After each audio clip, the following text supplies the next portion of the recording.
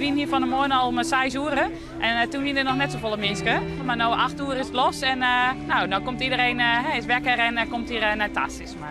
Met zo'n demonstratie belicht je vaak maar één aspect. Hè? Nu gaat het heel veel over stikstof, maar er zit natuurlijk veel meer achter. Veel meer onvrede, voor mijn gevoel, wat er allemaal de afgelopen 20, 30 jaar op en af is gekomen.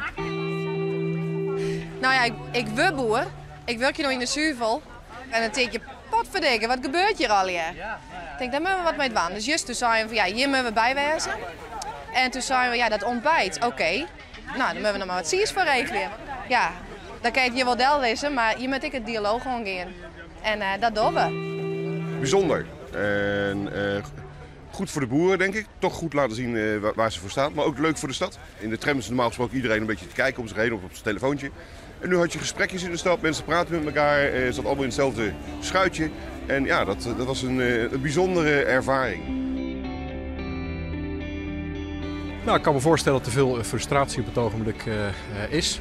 Het zijn gewoon moeilijke beslissingen die ook hier genomen moeten worden.